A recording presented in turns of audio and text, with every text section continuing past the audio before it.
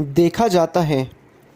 अमीर अथवा गरीब, पुरुष या स्त्री, युवा व वृद्ध, इनमें से किसी से भी यदि पूछा जाए कि क्या वह अपनी वर्तमान परिस्थिति से खुश हैं, क्या वह अपने भाग्य से संतुष्ट हैं, तो आपको यह सुनकर आश्चर्य होगा कि प्रत्येक के पास कहने के लिए अपने दुखों की एक लंबी कहानी है। क्योंकि संतोष का स्थान लालच ने, प्रेम का स्थान घृणा ने, स्नेह का स्थान कलह ने और करुणा का स्थान क्रूरता ने ले लिया है। यह सब आत्मा के प्रति अज्ञानता के कारण है।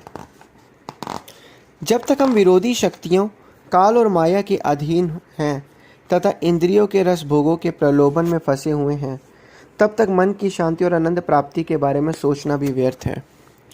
शांति और आनंद के महल का निर्माण तो अपने मन से दुर्भावनाओं को खदेड़कर ही किया जा सकता है। यद्यपि यह काम अत्यंत कठिन है, तथापि आत्मा के मालिक सद्गुरु की सहायता तथा आशीर्वाद से यह कार्य पूरा हो सकता है। नैतिक शिक्षा और आचरण के मूल सिद्धांतों पर जोर देते हुए अन्य संत का कथन भी है, हम किसके कितने कृतज्ञ होते हैं जिसके हाथों हम थोड़ा सा कुछ प्राप्त करते हैं। माता पिता और अध्यापक अपने बच्चों को, शिष्यों को सदाचार की और नैतिक गुणों की शिक्षा तो देते हैं, परंतु ये खेद है कि बच्चों को विकास के प्रारंभिक वर्षों में आध्यात्मिक शिक्षा नहीं दी जाती। उनके प्रशिक्षण में इससे बड़ी भूल और क्या हो सकती है कि वे अपनी परमात्मा के प्रति अज्ञानी ही रहते हैं, जो कि संपूर्ण अच्छाइयों और गुणों का स्रोत है और सब वरदानों का भंडार है, अर्थात सब कुछ देने वाला है। जब ऐसी भूल हो जाती है तो जीवन उलझनों और भ्रांतियों से परिपूर्ण हो जाता है। सद्व्यवहार और नैतिकता का पतन हो जाता है। यह अभिभावकों का कर्तव्य है कि वे अपने बच्चों को ईश्वर तथा आध्यात्म विषयक शिक्षा दें, ताकि उनका जीवन के मूल्यों के प्रति स्वस्थ वैचारिक विकास हो सके और उनमें श्रेष्ठ जीवन की नींव पड़ सके। वास्तव में शिक्षा का उद्देश्य क्या है? ज्ञान प्राप्त करना ही शिक्षा का उद्देश्य है, परंतु यह ज्ञान किसके लिए? यह ज्ञान अपने जीवन के लक्ष्य को प्राप्त करने तथा जन्म मरण की सीमा को पार कराने में सहायता देता है। यही युक्ति है। एक कवि ने शिक्षा और ज्ञान के उद्देश्य को निम्न शब्दों में बहुत सुंदर व्यक्त किया है, सभी ध्यान से श्रवण करें। इल्म कहते ही नहीं अल्फाज की पहचान को, इल्म वह है जो बताए जिंदगी की शान को। अक्ल का जोहर हकीकत के सिवा कुछ भी नहीं, इल्म का जोहर मोहब्बत के सिवा कुछ भी नहीं। अर्थात शिक्षा का अर्थ केवल मात्र शैक्षणिक योग्यताओं को प्राप्त करना नहीं, इसका वास्तविक उद्देश्य जीवन के आत्मिक और नैतिक मूल्यों में उन्नति करना है। इसके अतिरिक्त शिक्षा हमें समाज में नम्रता और गौरव से चलने के लिए प्रेरित करती है। ज्ञान प्राप्ति का मूल्य उद्देश्य है सत्य का ज्ञान और सच्चाई का अनुभव। इसके अतिरिक्त इसका अन्य कोई उद्देश्य नहीं है।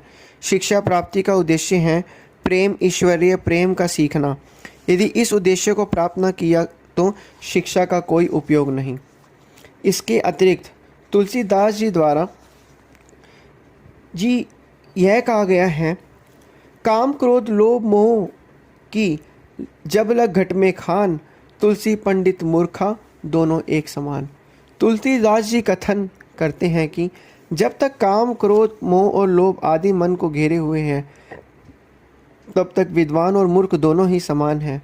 संतों की दृष्टि में उन दोनों में कोई अंतर नहीं है। उपरोक्त कथन से हम भली भांति जान सकते हैं कि वर्तमान समय में हमारे दुखों का कारण क्या है। शारीरिक रोग हमें इतना पीड़ा नहीं करते जितना कि मानसिक व्याधियाँ। यदि मानसिक तनाव और बेचैनी को अध्यात्म ज्ञान द्वारा दूर किया जाए तो हमें किसी प्रकार के दुख अनुभव ही ना होंगे। धार्मिक जीवन जीने के लिए संत मत सर्वोत्तम वैज्ञानिक विधि है। यह जीवन को अपने भीतर जाने और वहाँ ईश्वर की खोज करने की शिक्षा देती है। संत मत सत्य के जिज्ञासु को ठीक पथ पर ले जाता है ताकि वह परमात्मा का साक्षात्कार करके मानव जीवन के वास्तविक लक्ष्य को प्राप्त कर सकें। निष्कर्ष स्वरूप हम यह कह सकते हैं कि हमारे दुखों का वास्तविक कारण आत्मज्ञान का अभाव है। ईश्वर कभी यह नहीं चाहता कि हम दुखी हो जाएं। चूँकि हम उससे विमुख होकर विपरीत मार्ग पर चलते हैं, इसलिए हम दुखी होते हैं।